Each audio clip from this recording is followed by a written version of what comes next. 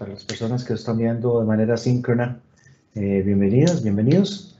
El día de hoy vamos a empezar a trabajar con el tema de dinámica orbital, o más bien vamos a continuar trabajando con el tema de dinámica orbital.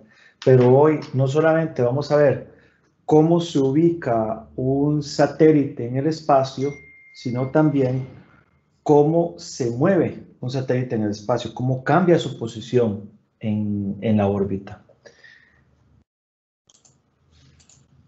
La cuestión es esta. Nosotros hemos estado trabajando con dos modelos para describir la dinámica orbital. Cada uno de estos modelos tiene 6 estados. No tiene, por ejemplo, ningún sentido decir que la dinámica de un sistema está descrita completamente por la posición si nosotros no sabemos la velocidad. Imagínense, por ejemplo, si un objeto usted dice, bueno, está en esta posición, pero si ustedes no saben la velocidad, puede ser que su velocidad sea igual a 0 y evidentemente eso lo haría caer otra vez a tierra, ¿verdad? Entonces recuerden el concepto, yo creo que todos ustedes han llevado por lo menos el curso de análisis, que es el hecho de que los estados son la descripción mínima de la dinámica del sistema, y la descripción mínima de la dinámica de un sistema en movimiento en 3 dimensiones requiere de 6 estados. Esos 6 estados no son únicos. En este caso nosotros tenemos que la posición y la velocidad puede incluso describirse utilizando diferentes marcos de referencia, como vimos en la segunda clase, me parece. Creo que en la segunda clase. Pero además, los elementos orbitales me permiten otro tipo de estados, donde únicamente, en principio, en una órbita ideal, un único estado va a variar y los demás describen la forma de la órbita, la posición de la órbita y cosas por el estilo. ¿Ok? Entonces, hemos visto esto. Ahora, lo que nosotros hemos visto además es que en un mundo ideal, literalmente un mundo ideal, ¿verdad? En una Tierra ideal, donde si nosotros tenemos la Tierra y estamos volando alrededor de la Tierra, si toda la masa se encuentra en el centro del planeta, o si la esfera es completamente simétrica, nosotros vamos a tener que la fuerza que ejerce, o la aceleración más bien, porque aquí ya lo estamos dando en términos de aceleración, bueno, sí, la fuerza, no importa, la fuerza que ejerce este sistema va a ser igual a menos g por la masa de la Tierra por la masa del objeto dividido entre r al cuadrado. ¿Por qué aquí dice r a la 3? Dice r a la 3 porque la dirección de... Perdón, esta flecha me quedó horrible. Vamos a hacerla de nuevo. Vamos a decir que esta es la fuerza. Esta es la fuerza. Esta es F. Pero esta fuerza tiene cierta dirección. Esa dirección es la menos posición del objeto. Si nosotros estamos diciendo, vamos a hacerlo aquí nuevo. Si nosotros estamos diciendo, perdón, que el objeto que está en el espacio está en una posición, esta es la posición R, ¿verdad?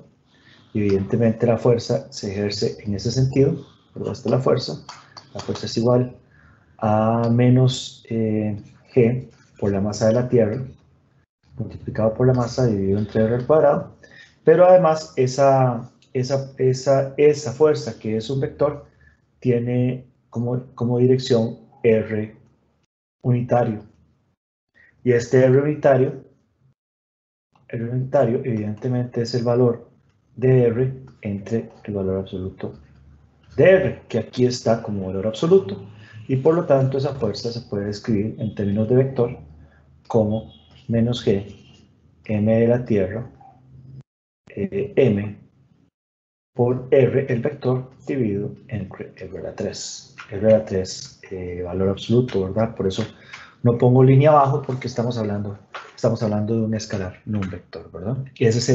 Y esa es la ley de gravitación universal de Newton, que describe la fuerza con la que nosotros estamos siendo atraídos por un objeto. En este caso, dado los números, el objeto se trata de la masa terrestre. Aquí nosotros estamos dando la aceleración porque estamos dividiendo entre la masa. No estamos agregando la masa, entonces no estamos tomando en consideración la aceleración.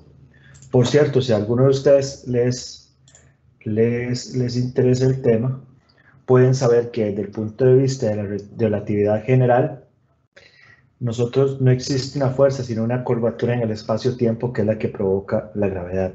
Sin embargo, en términos de mecánica, la mecánica newtoniana es más que suficiente para describir lo que nosotros estamos trabajando en este momento, ¿verdad? Ok.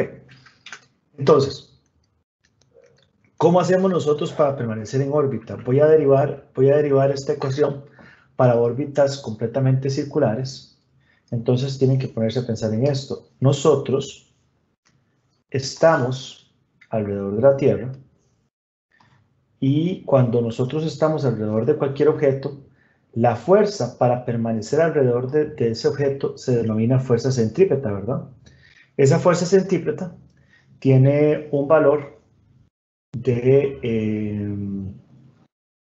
m por v al cuadrado entre r. De hecho, este v al cuadrado entre r es la aceleración centrípeta.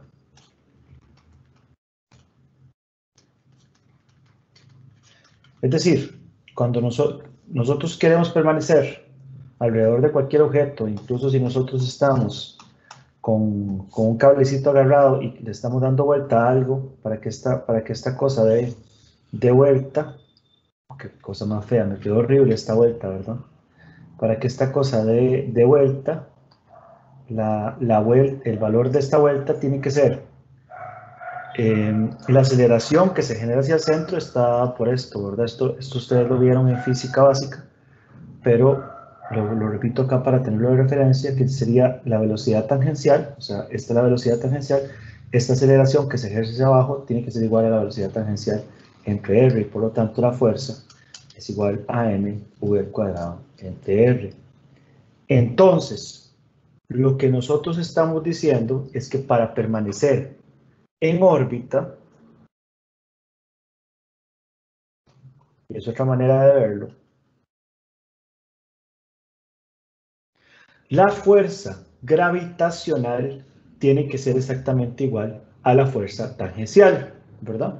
Porque estamos diciendo que una está en la misma dirección de la otra. La fuerza tangencial, bueno, la fuerza tangencial está ejerciendo algo hacia afuera, estamos ejerciendo hacia adentro. Y entonces lo que nosotros decimos acá es que,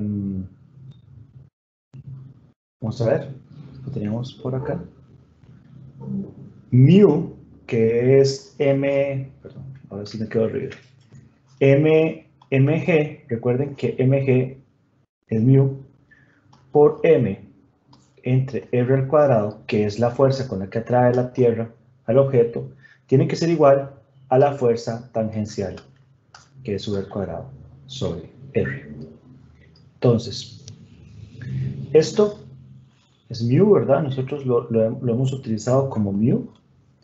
Este m se anula, por lo tanto, la masa no depende de la fuerza, esta velocidad no depende de la masa, y este r al cuadrado se va a anular con un r acá, y nos va a quedar que la velocidad que nosotros necesitamos para permanecer en una órbita circular, quiere decir, porque si ustedes ven en este caso, este r se mantiene constante y este r también se mantiene constante, va a ser exactamente igual a raíz cuadrada de mu sobre r. Esa es la velocidad tangencial que ustedes necesitan para poder hacer que un objeto se mantenga en una órbita circular. Probemos eso. Probemos que esta velocidad es correctamente la velocidad para mantenernos en una órbita circular. Imaginémonos, por ejemplo, que nosotros estamos alrededor de la Tierra y queremos más o menos estar en una órbita que se encuentra a 420 kilómetros sobre la superficie terrestre, que como nosotros vimos, Es una órbita muy parecida a la de la Estación Espacial Internacional. Entonces, eso quiere decir que nuestra velocidad tangencial, ¿verdad? O sea, la velocidad que es perpendicular a la dirección del radio de la Tierra, sería igual a raíz cuadrada de mu, entre el valor de R de la Tierra más 420. El R de la Tierra sabemos que es aproximadamente 6.371 kilómetros, ¿verdad? Y entonces podemos hacer esos cálculos. Vamos a buscarlo aquí en el Scilab, que yo por aquí siempre tengo el mu por ahí. Aquí está el mu, ¿verdad? Vamos a decir que R tierra es igual a 6.371 kilómetros. Y vamos entonces a decir que la velocidad tangencial va a ser igual, vamos a llamarlo velocidad 1, va a ser igual a la raíz cuadrada de mu sobre R de la Tierra más 420 kilómetros. Hagamos ese paréntesis para que el sistema me dé correcto. Y esa es la velocidad a la que nosotros tendríamos que ir para ir a una velocidad tangencial a 420 kilómetros.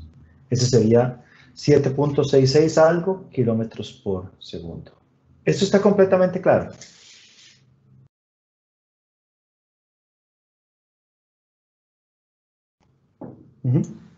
Sí, pero por el momento sí. Perfecto. Perdón. ¿Cuáles son las unidades de esa velocidad? ¿Está en kilómetros por segundo? Segundo, así es. Okay. Todo está en kilómetros por segundo. Las unidades de mu que tengo acá están en kilómetros por segundo. Entonces está todo en kilómetros por segundo. Si ustedes ven aquí este mu, está en kilómetros a la 3, es el magnitud 2. Entonces todas las unidades estamos dándolas en kilómetros por segundo.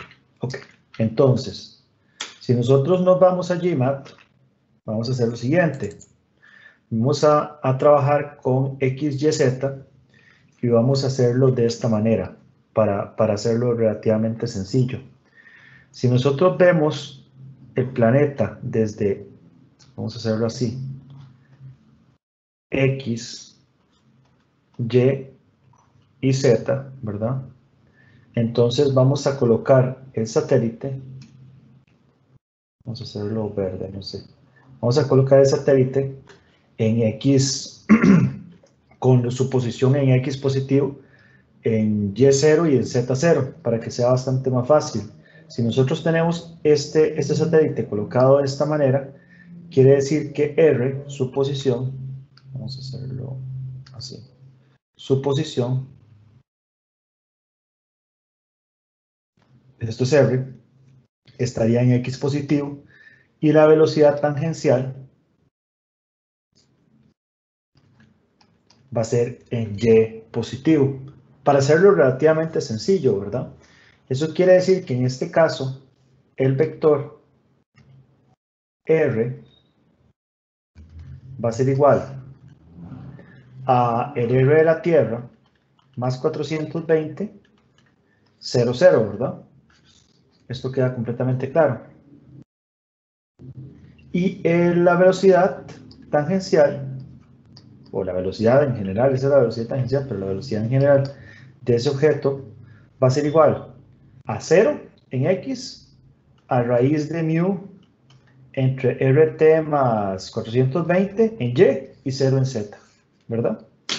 Esa sería la manera en la que nosotros estaríamos colocando ese satélite en el espacio. Ya calculamos cuál es la velocidad para poder mantenerse en órbita y la podemos hacer directamente desde acá. Esto está completamente claro, ¿verdad? Porque ahorita vamos a hacer cosas un poquito más complejas, pero este principio básico está completamente claro. Debo suponer que sí. Entonces vamos a eso. Eso quiere decir que sería el R de satélite es RT más 420. Vamos a ponerle R de satélite, así RS. Sería 6.791. Entonces, esta sería la posición en X, la posición en Y0, la posición en Z0. Y ahora, por ejemplo, vamos a decir, esta es la posición, la velocidad en X, la velocidad en Y sería esta velocidad que nosotros calculamos, que está en kilómetros por segundo, y la velocidad en Z la ponemos en 0. Y si nosotros aplicamos esto, nosotros deberíamos llegar a una órbita circular a 420 kilómetros de distancia. Entonces, si ustedes se dan cuenta, esta órbita se ve bastante circular. Y de hecho, si por ejemplo, nosotros vamos aquí a la nave espacial, aquí donde dice, por ejemplo, cartesiano, y nos vamos a la parte kepleriana, nos vamos a dar cuenta, vean que la posición en órbita es 6.791. Como es una órbita circular, el semieje mayor y el radio deberían ser prácticamente el mismo, o sea, el semieje mayor me debería dar 6.791 por ahí, y la excentricidad me debería dar 0 o muy cercano a 0 porque estamos en una órbita circular. Entonces, si vamos acá, ven que esto me da semieje mayor, 6.790.99990, 6.791, y la excentricidad nos está dando algo por 10 a la menos 9, que es prácticamente 0. Entonces, efectivamente, estamos logrando una órbita de 420 kilómetros, o sea, a 420 kilómetros sobre la superficie terrestre, con un semieje que es completamente circular, ¿verdad? Y nos mantienen esa órbita circular. Y entonces, ustedes se dan cuenta, los demás valores, la inclinación, el RAN, el argumento del perigeo y su posición en la órbita, pues eso va a diferir dependiendo de la posición donde nosotros nos encontremos. ¿Preguntas? Ok, muy bien. Dicho esto, esta es la fórmula más sencilla cuando nosotros nos encontramos en una órbita circular. Vamos a presentar una siguiente fórmula sin demostrarla todavía, donde nos da cuál es la velocidad para permanecer en órbita para órbitas de cualquier naturaleza, no solamente para órbitas circulares. Ya nosotros hicimos el cálculo para una órbita circular, pero ahora imaginémonos, por ejemplo, una órbita con un apogeo que es 2 veces el perigeo. Si nosotros tenemos esta órbita, nosotros tenemos, por ejemplo, la Tierra y tenemos la órbita circular que nosotros acabamos de... Esto no me quedó muy circular. La órbita circular que nosotros acabamos de calcular, vamos a orientarla para que sea circular, es muy diferente que una órbita, por ejemplo, de carácter elíptico.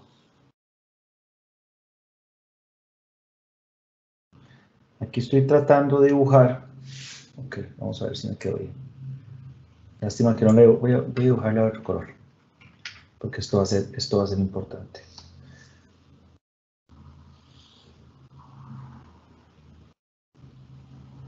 Ok, entonces,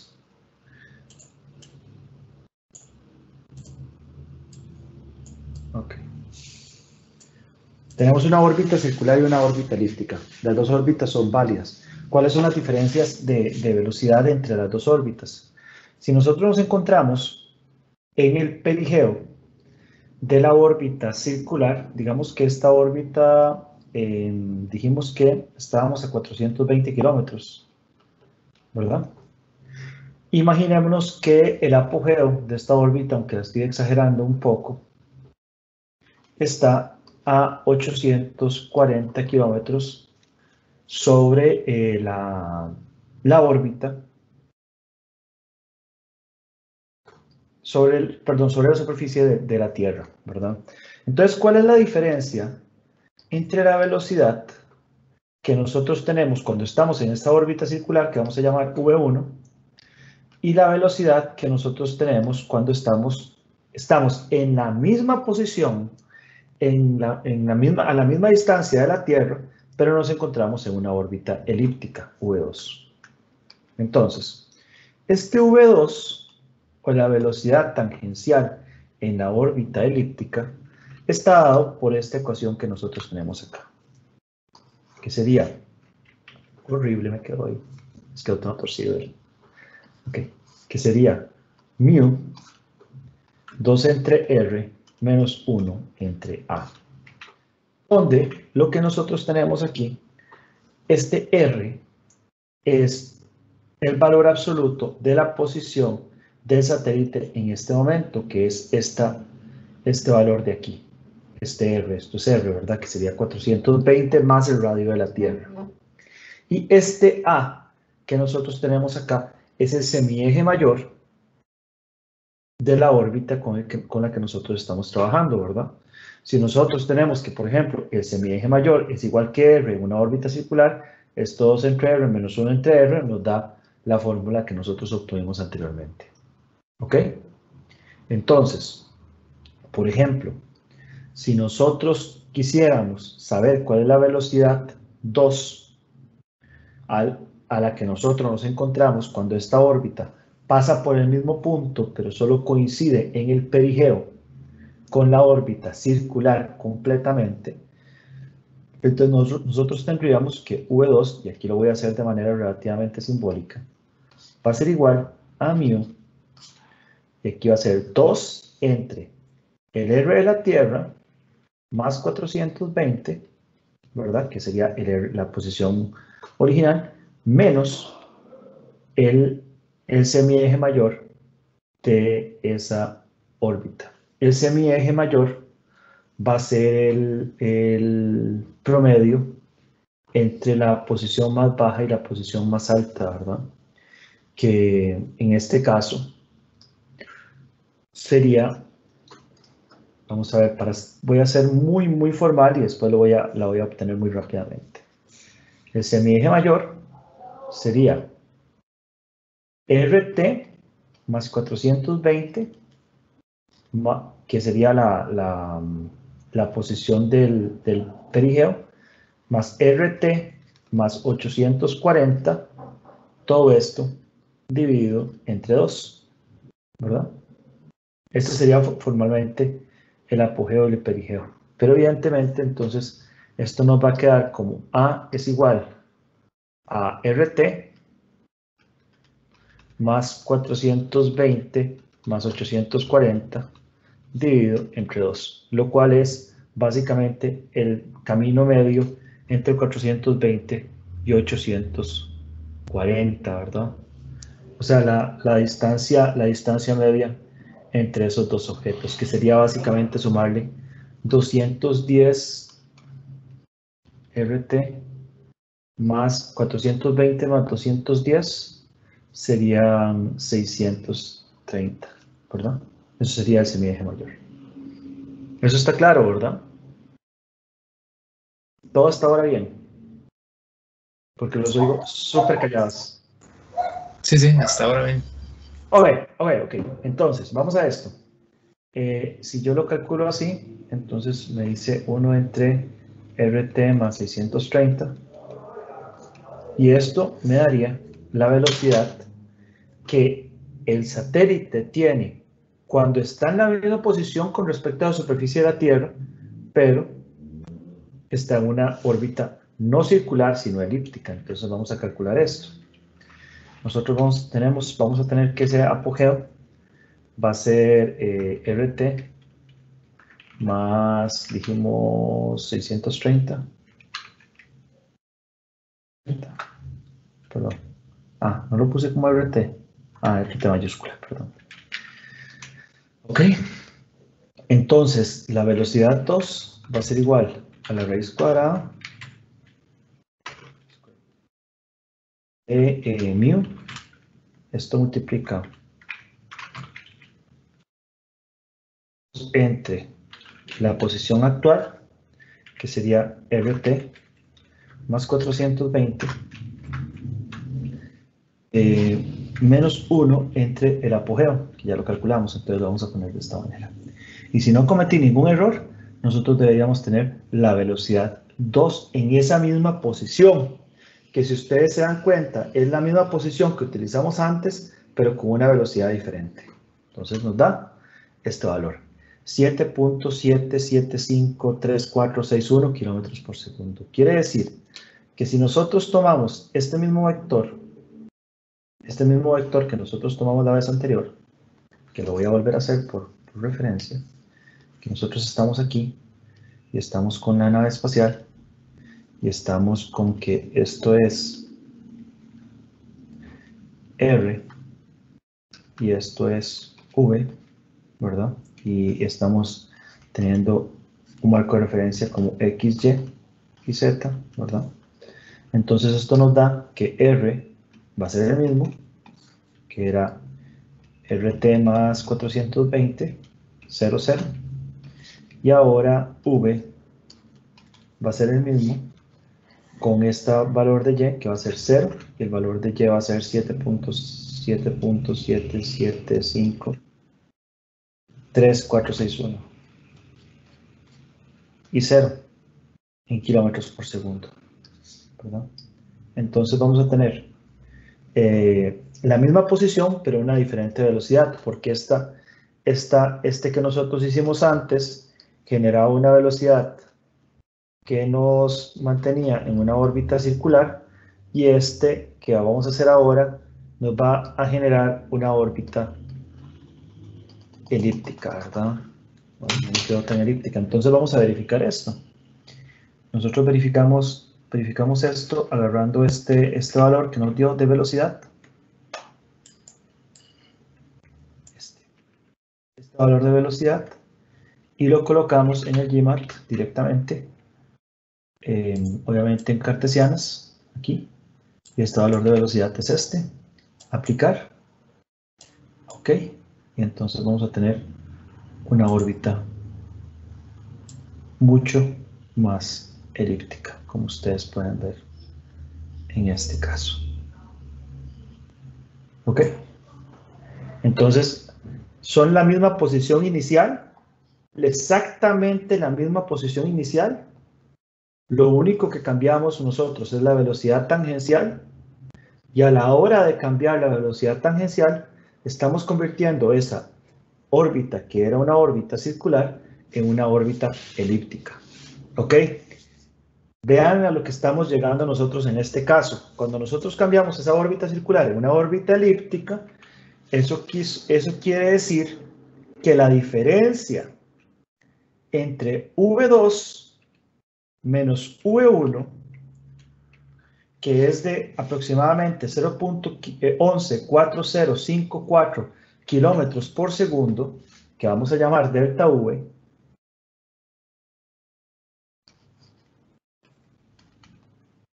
voy a apuntarlo por aquí, 0.114054 kilómetros por segundo,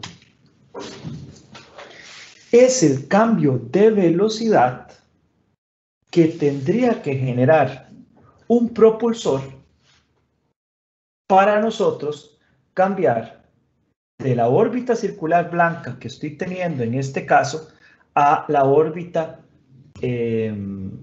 elíptica verde que estamos teniendo en ese caso. O sea, nosotros le agregamos 0.11 tanto kilómetros por segundo y nosotros hacemos una maniobra en órbita que nos permite cambiar nuestra posición en órbita. Recuerden esto, y esto es muy importante. Las órbitas son como niveles de energía, ¿verdad? Y entonces eso quiere decir que si uno cambia su energía, cambia de órbita. Si nosotros estamos en esta órbita, dando vueltas alrededor de la Tierra, si otro objeto se encuentra en la misma órbita, ese otro objeto, digamos este satélite y este otro satélite, tienen la misma velocidad tangencial. Siempre. Estar en la misma órbita implica la misma velocidad tangencial absolutamente todo el tiempo, no hay quite. O sea, eso tiene que ver con la dinámica orbital. Usted no puede como ir a, ¿cómo le digo? Ustedes no pueden ir alcanzando un satélite a mayor velocidad montados en la misma órbita, porque ya ustedes se dieron cuenta. ¿Qué pasa si ustedes le dan un cambio de velocidad tangencial y aumentan su velocidad? Bueno, cambian de órbita.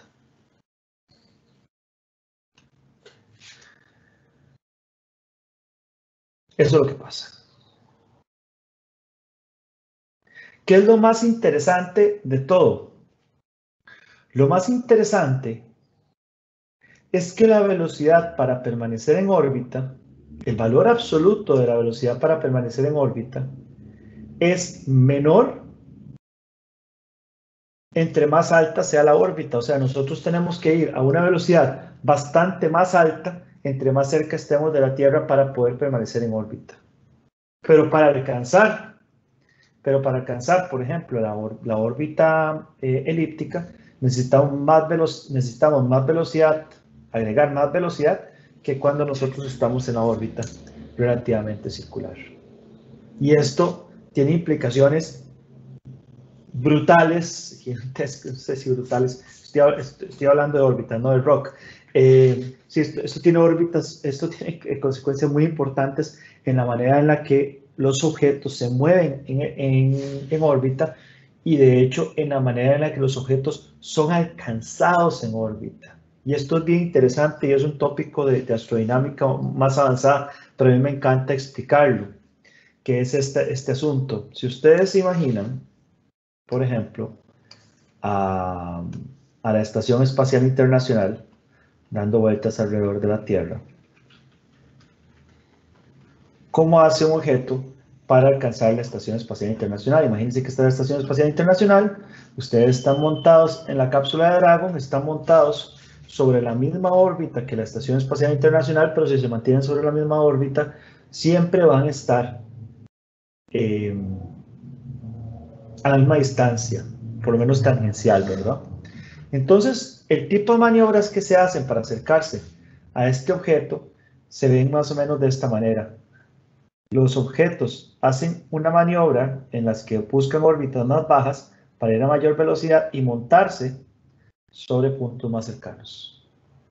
Después, otra vez hacen esta maniobra que les monta sobre puntos más cercanos. Y de esta manera es como la estación, como el transbordador espacial o cualquier cápsula que va a llegar a la Estación Espacial Internacional para conectarse con esa Estación Espacial Internacional, tiene que cambiar su velocidad tangencial buscando órbitas más bajas que lo dejen en diferentes posiciones de la órbita a la que realmente se encuentra la estación y poder entonces hacer acople con la Estación Espacial Internacional conforme estaba volando por el espacio, porque si no, no lo logra. Esto es bien interesante. Entonces, ¿ven esto? Esto es el cambio de velocidad. Este cambio de velocidad es el cambio de velocidad que un sistema tendría que realizar para poder pasar de la órbita circular a la órbita completamente elíptica, ¿verdad? A esto, cuando nosotros realizamos un cambio de velocidad inmediato, o sea, cuando nosotros asumimos que podemos hacer un delta V inmediato desde la posición 1 de una órbita circular como esta hasta otra órbita elíptica, por ejemplo, en la que buscamos después, esta órbita elíptica es la que estoy poniendo en azul, en la que buscamos después hacer un segundo cambio de velocidad, aquí un V2, para montarnos sobre una órbita circular con un radio mayor que la órbita circular roja que puse en el inicio. Dos cambios de velocidad instantáneos que permitan un cambio de órbita se denomina una transferencia de Hofmann. Ese es el tipo de transferencias idealizadas porque ningún propulsor realiza cambios instantáneos, ¿verdad? Son integrales de cambios de velocidad que nosotros tendríamos en el tiempo, pero la idealización de ese cambio y el cambio de órbita de una órbita a la otra se denomina transferencia de Hofmann. ¿Ok? Preguntas hasta acá.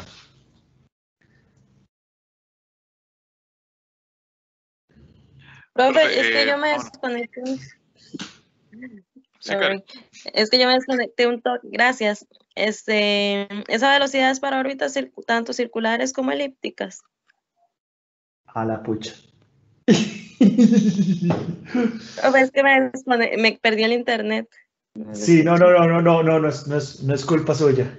Pero sí la respuesta es básica. O sea, no quiero, ¿cómo le digo? No quiero, la respuesta no es sencilla y es básicamente todo lo que he explicado en los últimos 25 minutos. Entonces, ¿cómo le contesto? La respuesta corta es no. Esta es la velocidad válida para cualquier tipo de órbita. Y es básicamente todo lo que acabo de explicar en este momento, que es que cuando nosotros nos encontramos en ese es el planeta verde, no el planeta azul. Cuando nosotros nos encontramos en una órbita que no es, pucha, esta me quedó horrible, no importa, voy a usarlo en la pizarra. Cuando nosotros nos encontramos en una órbita que no es circular, como esta órbita verde, entonces tenemos que tomar en consideración la posición inicial y el apogeo con el que nosotros nos encontramos. Sí, entonces sí, la respuesta es sí, la órbita es válido para cualquier órbita, no solo para órbitas circulares. Disculpe, profe, ahí voy a volver a ver el video. Sí. Creo que ahorita vamos a hacer otros ejemplos y tal vez lo entendas un poquito mejor. En todo caso, sí, es todo lo que acabo de explicar en esto. O sea, la respuesta sería todo lo que acabo de explicar en este momento. No es culpa tuya, a todos nos ha pasado, ¿verdad? Entonces no se preocupe. Pero sí, la respuesta es no. Es válido para cualquier órbita. Sí. ¿Hay alguna otra pregunta? Tal vez con los ejemplos que vienen ahorita vas a entenderlo bien. ¿Alguna otra pregunta? Profe, esta transferencia de Hoffman entonces sirve para pasar de, por así decirlo, un anillo a otro, digamos. Sí, exactamente. Sirve para pasar de un anillo a otro. Por ejemplo, cuando un satélite es lanzado a una órbita, cuando un satélite geoestacionario se lanza, el cohete lo lanza a una velocidad lo suficientemente alta para lanzarlo a algo que se llama Geotransfer Orbit, porque el cohete no llega a 36.000 kilómetros sobre la superficie terrestre y lo deja ahí, ¿verdad? Que sería demasiado peso, demasiada masa, bueno, peso también porque es una fuerza, demasiada masa, sino que un cohete impulsa al objeto lo impulsa desde el perigeo, un perigeo relativamente bajo, a una órbita que tiene una velocidad tangencial muy alta y que tiene como apogeo la órbita, digamos, el mismo radio de la órbita geoestacionaria. El sistema usualmente tiene propulsores para entonces montarse sobre esa órbita geoestacionaria. De hecho, uno de los ejemplos que vamos a ver hoy, si todo sale bien,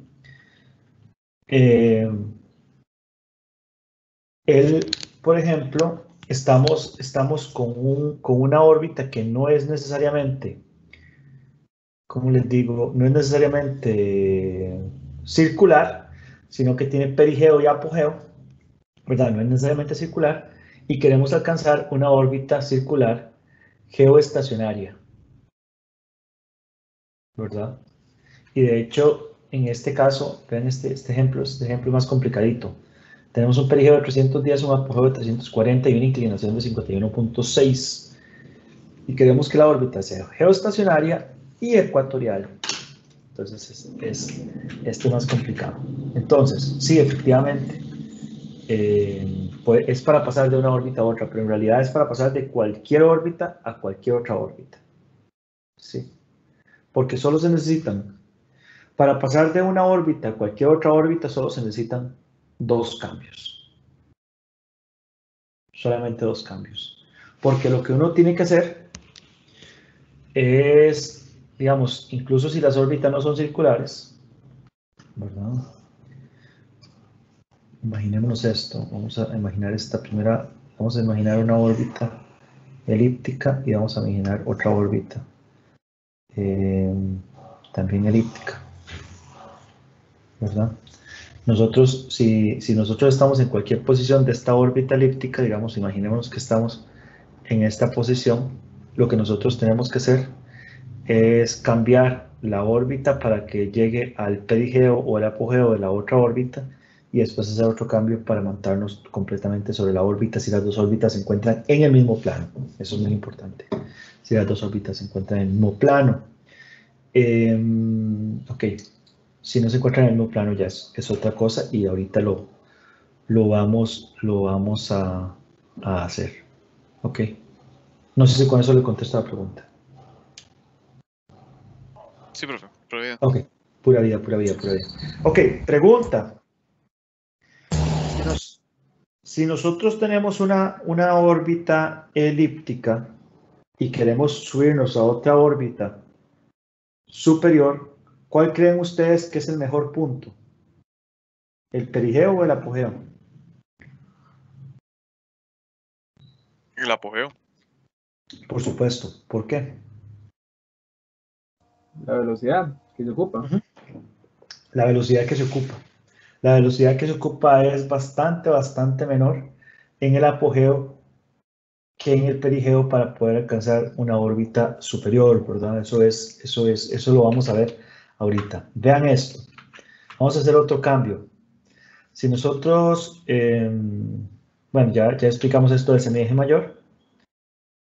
Vamos a hacer lo siguiente. Vamos a hacer velocidades para permanecer en órbita, pero ahorita vamos a hacerlo con una inclinación, porque todos estos cálculos los habíamos hecho con X y Y en cero, ¿verdad? Entonces, si nosotros quisiéramos hacerlo sobre una órbita de 45, si nosotros estamos viendo el planeta como esto es X, esto es Y y esto es Z, ¿verdad? Para ver la órbita del objeto con el que nosotros nos encontramos, la velocidad tangencial para que la velocidad tangencial para que la órbita sea de 45 grados tendría esta dirección, ¿verdad?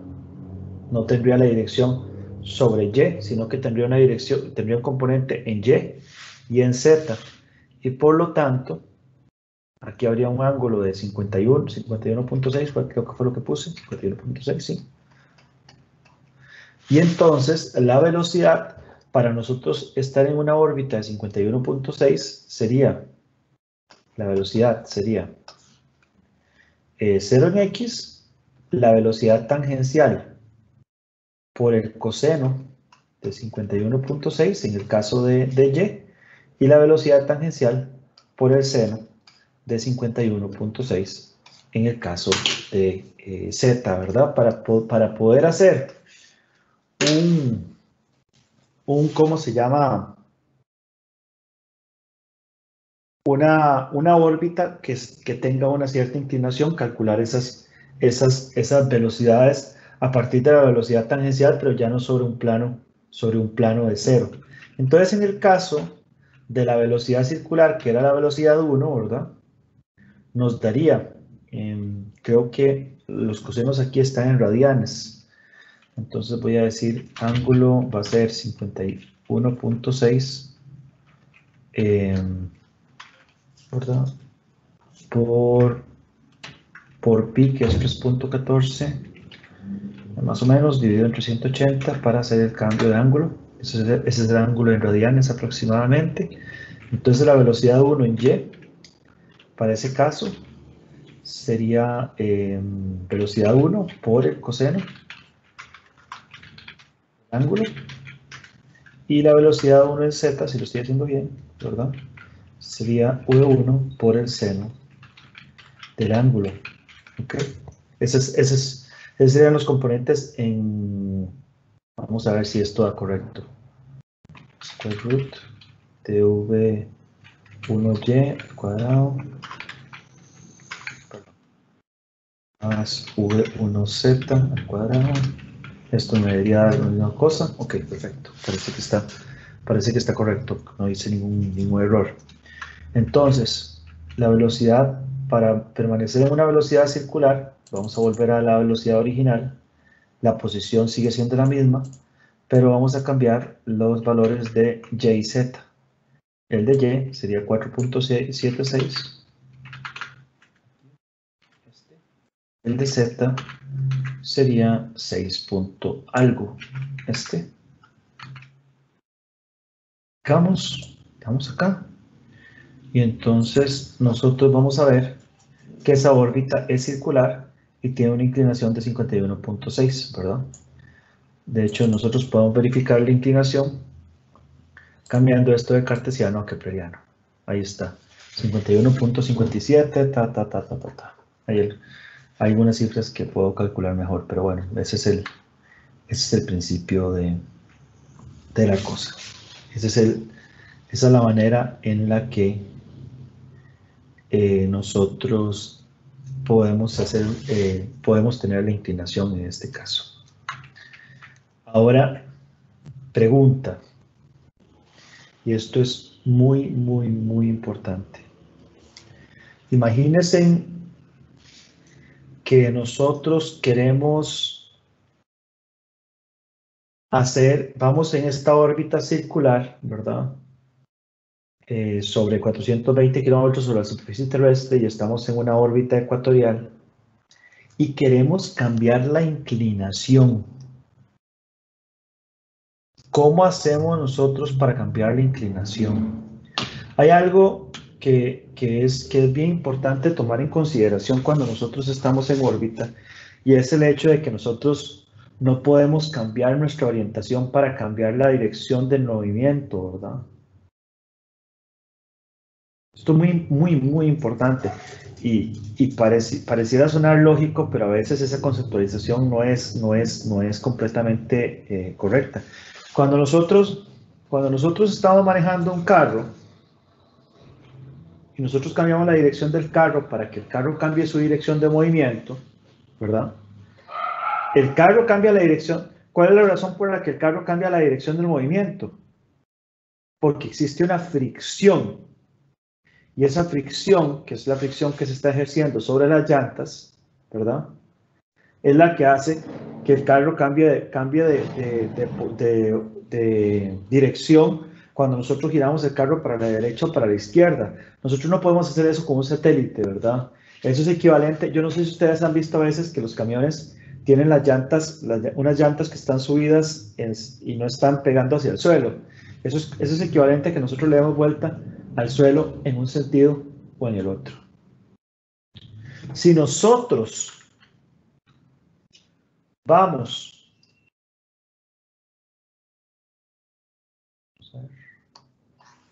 si nosotros estamos girando alrededor de la Tierra, es horrible, esta órbita me quedó horrible. En una órbita circular, y de repente en este punto decimos, queremos cambiar la dirección para irnos en una órbita inclinada, eso implica dos cambios de velocidad. Bueno, en realidad es un solo cambio de velocidad, pero desde el punto de vista de los ejes que nosotros estamos ejerciendo, tenemos que hacer dos cambios de velocidad. Implica que la velocidad sobre, por ejemplo, el eje Y, digamos en este caso, va a cambiar y la velocidad del Z va a cambiar, las dos. ¿Qué implica esto? Implica, por ejemplo, que nosotros vamos a tener que ejercer una acción de retrocohetes, porque esta velocidad que nosotros llevábamos en Y, cuando íbamos en la órbita circular, era bastante, perdón, no me quedó bien, vamos a hacerla en rojo para que se vea bien, era bastante más alta, ¿verdad? Esta velocidad en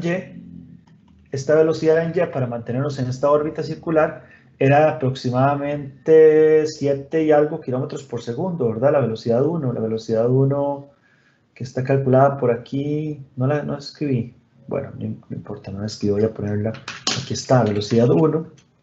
es 7.6612921 kilómetros por segundo. Esa era la velocidad 1 y esa era la velocidad que se mantenía en Y. Quiere decir que el cambio de velocidad, si nosotros hacemos el cambio de velocidad en ese punto, sería V1, bueno, en realidad sería V1Y menos V1. Y querría decir que nosotros tendríamos que tener la energía para que el satélite cambie 2.8997568 kilómetros por segundo. Por segundo. Ajá. Eso implicaría cambio en horas, ¿verdad? En kilómetros por hora. Vamos a hacer esto. Y en kilómetros por hora serían, cada minuto tiene 60 segundos y cada hora tiene 60 segundos. Eso sería 10.000 kilómetros por hora. Solamente en Y. Y en Z, que es la velocidad en Z, V1Z, ese es el cambio de velocidad que tendríamos que agregarle, que serían 6 kilómetros por segundo, que en horas sería 21.606 kilómetros por hora. Entonces, ¿qué es lo que quiero decir con esto? Los cambios de inclinación cuando nosotros nos encontramos en órbita son tremendamente energéticos y prácticamente no se puede, o sea, básicamente, no es que no se pueden hacer, pero prácticamente no se pueden hacer. O sea, se los pongo de esta manera. El transbordador espacial, con todo su combustible interno, podía hacer un cambio de inclinación máximo de 3 grados. Eso era lo máximo que podía hacer. Entonces, básicamente, para efectos prácticos, y no quiero que esto quede como una ley, porque tal vez dentro de 15 años nosotros estemos hablando de cómo hicimos un motor para cambiar de inclinaciones y que funciona muy eficientemente y todo bien, ¿verdad? No quiero que esto sea como, no se puede, pero para efectos prácticos, con la tecnología actual, hacer un cambio de inclinación no se puede, casi que no se puede. Entonces, nosotros estamos con la tecnología actual, quiero ser muy claro en esto, con la tecnología actual estamos muy limitados, estamos limitados por el lanzamiento respecto a cuál es la inclinación en la que nosotros nos podemos estar. ¿Me explico?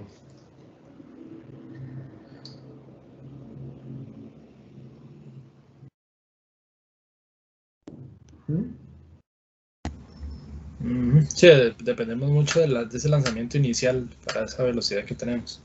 Exactamente, dependemos mucho, realmente, prácticamente nuestra dependencia de la inclinación es altamente dependiente del lanzamiento inicial, de la posición inicial a la que nosotros nos encontramos en el espacio. Ok. Profe, disculpe, y ese cambio, ese cambio de velocidad, o más bien la velocidad generada para hacer ese cambio puede ser paulatina hasta llegar al ángulo deseado. Absolutamente, puede ser paulatina. Y de hecho, para la mayoría, sino que, o sea, para los motores eléctricos típicamente es una cuestión paulatina. Nosotros ahorita lo que estamos viendo es un cambio idealizado de órbita, ¿verdad?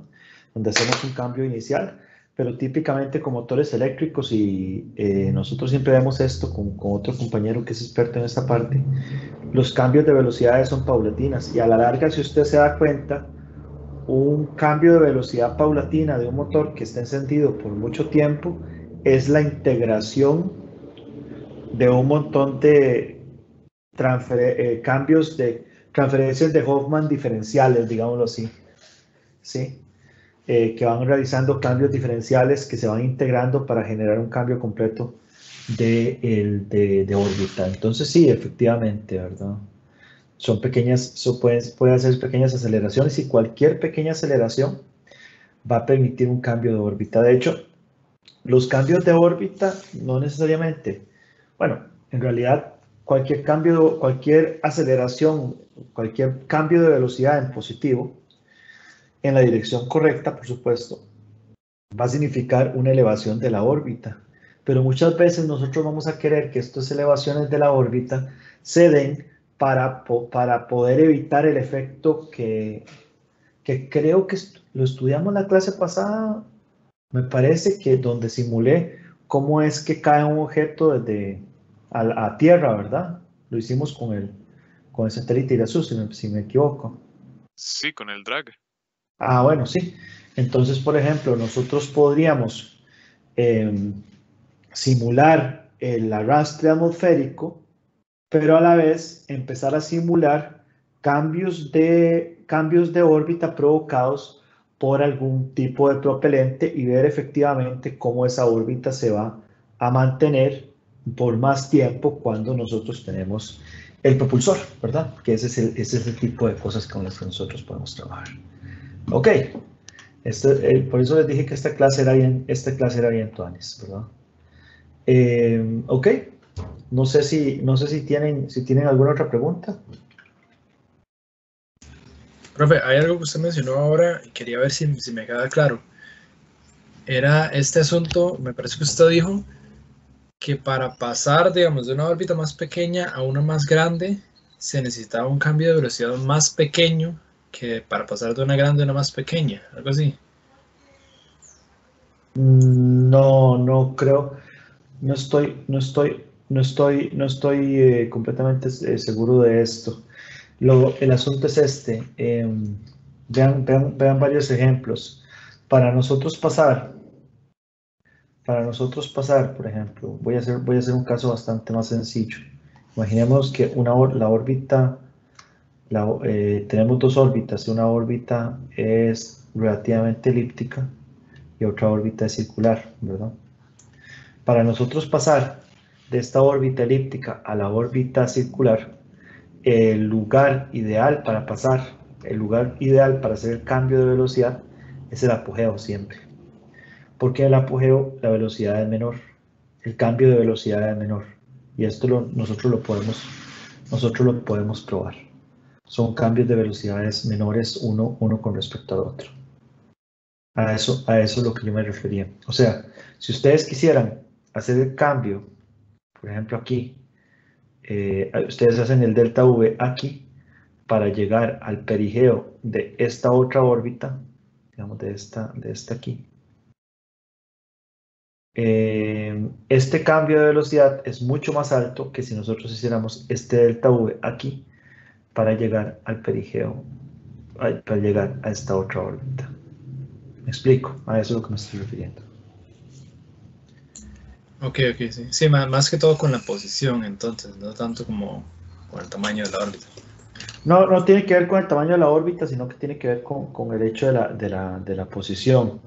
Y nosotros lo podemos demostrar. Esta parte que está aquí, creo que la vamos a seguir en la segunda parte en la próxima clase, porque estos ejemplos ayudan mucho a visualizar cómo es que un satélite se mueve en el espacio. Entonces no hay ningún problema. Lo que quiero hacer hoy es que ustedes hagan este ejercicio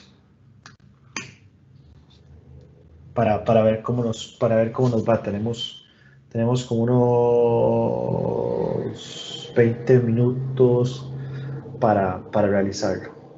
Entonces, vamos a utilizar la ecuación de velocidad y queremos ver el vector inicial de posición y velocidad para mantener una órbita circular con una altitud de 80 kilómetros por hora con una inclinación de 0 grados y de 45 grados, ¿verdad? Esto se hace asumiendo un rango de 0. 800 kilómetros. 800 kilómetros sobre la superficie terrestre. Sí. Sí, es que había dicho 80 kilómetros por hora. Ah, perdón. Es que pena. Sí, una órbita circular con una altitud de 800 kilómetros, una inclinación de 0 y 45 grados. Si ustedes se dan cuenta, el punto donde nosotros estamos iniciando, en que X es el inicio y Y es acá, implica que estamos con un RAN de 0, ¿verdad? En la ascensión del eje, o sea, la right ascension of the ascending node es de 0, y un right ascension of descending node de 90, deberían ustedes interpretar qué quiere decir. Ok, denle por unos 15 minutos y lo resolvemos al final de la clase. Yo me quedo acá porque obviamente cualquier pregunta que tengan vamos a verla entre todos. ¿Cómo lo vieron? ¿Lo simularon? Ok. No sé si el hecho de que no haya preguntas quiere decir que todo el mundo lo tiene clarísimo o quiere decir que no está claro. Bueno, vamos a ver. Lo primero que nosotros sabemos es que, vamos a ir acá, es que la posición que vamos a llamar R1, o por lo menos el valor absoluto de la posición, va a ser RT más 800. Que es aproximadamente 7171 kilómetros, ¿verdad? En esa posición. Cuando nosotros tenemos un RAN de 0, quiere decir que el equinoccio y la ascensión del eje mayor coinciden, ¿verdad? Si nosotros vemos esto desde el punto de vista de que esto es Y y esto es X, recordemos que el equinoccio es en X, que por cierto el equinoccio es un día de estos, el 21 de marzo. Entonces quiere decir que el cambio, la velocidad, la salida de la velocidad, que en este caso es con una inclinación de 0, es la misma, ¿verdad? Entonces este V para una inclinación de 0 va a ser raíz cuadrada de mu entre RT más 800, ¿verdad? Este es básicamente lo mismo que hicimos antes. Entonces V1 va a ser la raíz cuadrada de mu sobre RT más 800, que es 7.45 aproximadamente kilómetros por hora. Ese es el primer caso.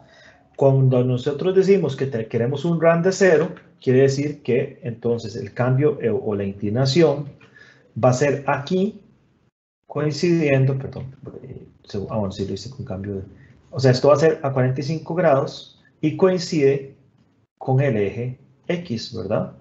Y esto es Y, coincide con el eje X, entonces esa órbita va a ser inclinada, pero coincide con el eje X. Entonces, si lo estamos viendo, imaginémonos que lo estamos viendo desde la Tierra, y este es el eje X, y entonces esta es la inclinación, más o menos por aquí, es la misma velocidad tangencial, pero va a tener un componente en Y y otro componente en Z, ¿verdad? VZ. Entonces, esos componentes Y y Z serían el coseno, el VY. Vamos a ver, entonces V sería igual. Vamos a llamarle a eso V1. Sería 0 y V1 por el coseno de 45 y V1 por el seno de 45, ¿verdad? Que esto sería pi cuartos, ¿no? Pi cuartos, sí, pi cuartos. ¿Sí? Entonces, eso básicamente sería el V en este caso. Lo vamos a hacer tal cual vector. Entonces vamos a decir V1, vamos a decir inclinado, va a ser igual, vamos a hacerlo como vector. Va a ser 0, punto y coma, sería V1, ya lo sabemos, por el coseno de pi cuartos, 3.14 aproximadamente cuartos. Y aquí el otro sería V1 por el seno de 3.14 cuartos. 3.14. Y aquí nosotros tendríamos el valor. Obviamente no es solamente 3.14, 3.14, pero más o menos por ahí anda el asunto. Y tendríamos el valor de las cosas. Sí, vamos a darle un mejor valor a ese pi, ¿verdad? Es que ese pi no me gusta. Es esta cochinada. Esto, aquí está. 3.14, Ok, vamos a hacerlo así. Pi igual esto, ahora sí. Perdón, ahora lo vamos a hacer así. Y aquí vamos a hacer pi. Listo. Ok, ahora sí, mucho más preciso.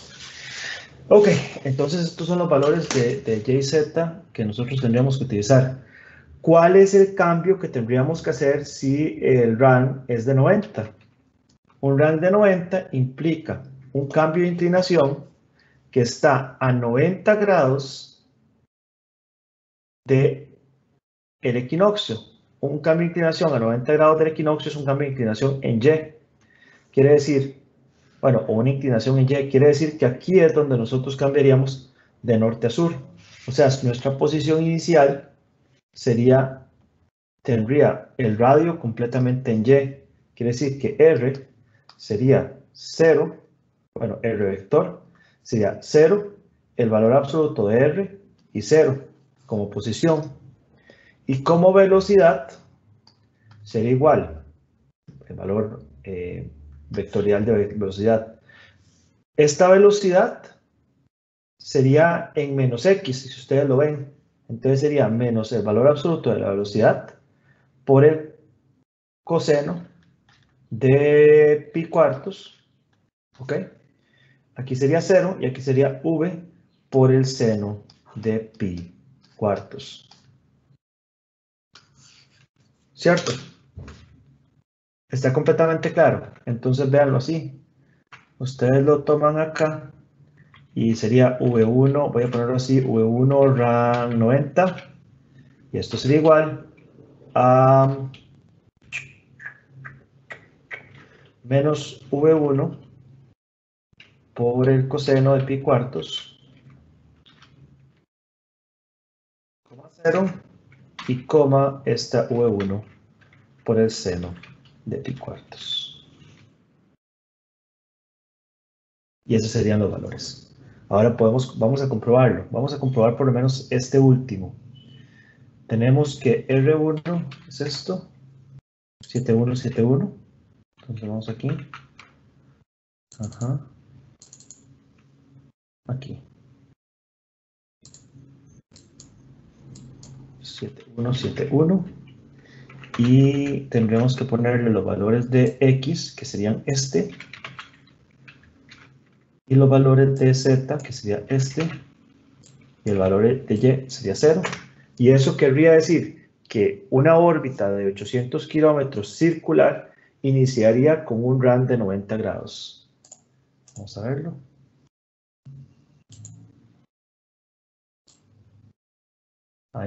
Estoy cometiendo algún error. ¿Qué error estoy cometiendo?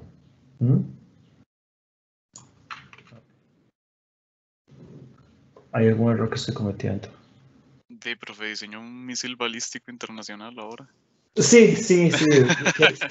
Queremos militaristas. Hay un error que estoy cometiendo. No debería ser ningún problema. V1. Eso está bien, ¿no? ¿Cuál es el error? ¿Cuál es el error que estoy cometiendo? Estamos sobre... ya sé cuál es el error que estoy cometiendo. No le cambié la posición. Aquí. Esta posición no puede ser en X, tiene que ser en Y. 7171 es en Y. Esto.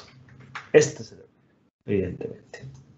Porque si nosotros estamos en X y nos dirigimos con menos velocidad hacia X, evidentemente vamos a caer a la Tierra. Ok, ahora sí. Ahí está. Entonces ustedes ven una órbita de 45 grados que pasa por el eje Y, o sea que tiene un RAN de 90, lo ven acá, y que tiene un radio de 800 kilómetros. Si nosotros podemos cambiarlo de cartesiano a kepleriano, nos da 7171 prácticamente, lo ven aquí, y aquí está el RAN de 90 y la inclinación de 45. Ok. ¿Está claro? ¿Hay alguna pregunta? ¿Lo pudieron hacer bien o tuvieron alguna dificultad? Sí, yo no había podido interpretar bien eso del RAN de 90 en un principio, pero ya ahora sí lo veo un poco más claro. Sí, no, de hecho lo que me gusta de este ejercicio, vieras que para mí, o por lo menos personalmente, la interpretación de lo que es el RAN era la que más me costaba, entender cuando yo estudiaba elementos orbitales. Y por lo menos ha sido mi experiencia que es la que más le cuesta a la gente. Entonces, básicamente el RAN se mide sobre la órbita, se mide sobre el plano ecuatorial. Y básicamente lo que nos dice es, ¿cómo se llama? es dónde nosotros ascendemos con respecto al equinoccio. Eso es lo que nos está diciendo.